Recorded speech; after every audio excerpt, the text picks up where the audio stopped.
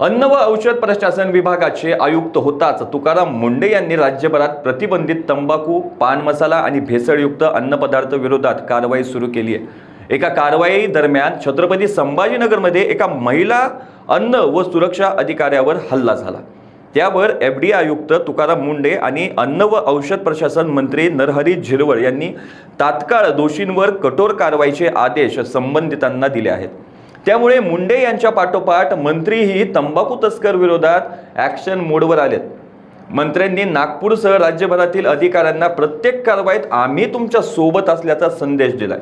अन्न व सुरक्षा अधिकाऱ्यांनी छत्रपती संभाजीनगर जिल्ह्यातील वाळूज नजीकच्या रहीमपूर येथे प्रतिबंधित तंबाखू, पान मसाला आणि भेसळयुक्त अन्नपदार्थावरील कारवाई करत असतानाच काही तंबाखू व पान मसाला विक्री करणाऱ्या लोकांनी अधिकाऱ्यावर धोकादायक पद्धतीने जीवघेणा हल्ला केला।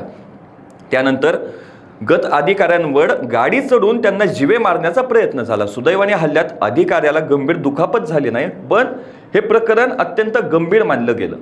आयुक्त मुंढे यांनी घटनास्थळी अधिकाऱ्यांच्या पाठीशी उभे राहून त्यांना पाठिंबा दिला। त्यांनी सांगितलं की कर्तव्य बजावणाऱ्या अधिकाऱ्यांवर हल्ला सहन केला जाणार नाही, दोषींवर कठोर कायदेशीर कारवाई होईल। मंत्री झिरवळ यांनी समाज माध्यमांवर एक पोस्ट प्रसारित करत स्पष्ट केले की या घटनेतील दोषींवर कोणतीही गय केली जाणार नाही। प्रशासनाची ताकद गुटखा, पान मसाला आणि भेसळयुक्त पदार्थ विक्री करणाऱ्या विरोधकांसमोर स्पष्ट करण्यात येणार आहे। त्यांनी नागपूरसह राज्यभरातील एफडीए अधिकाऱ्यांना प्रत्येक कारवाईत सरकार तुमच्या सोबत असल्याचा संदेश दिलाय।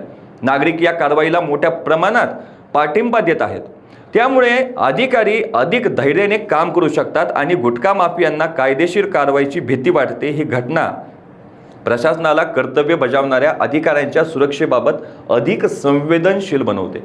तसेच राज्यभर भेसळयुक्त अन्नपदार्थांविरोधात कारवाई अधिक कठोर केली जाईल अशी स्पष्ट हाक प्रशासनातून जात आहे। दोषींवर लवकरच कायदेशीर कारवाई होईल। तसेच प्रशासनाच्या आणि मंत्र्यांच्या पाठिंब्यामुळे या प्रकारच्या हल्ल्यांवर भविष्यात कठोर प्रतिसाद मिळेल आणि अधिकारी सुरक्षित वातावरणात कारवाई करू शकतील काय याकडे सर्वांचं लक्ष लागलंय। अशाच ताज्या अपडेटसाठी लोकांच्या टीव्हीला सबस्क्राईब करा आणि लाईक करायला विसरू नका।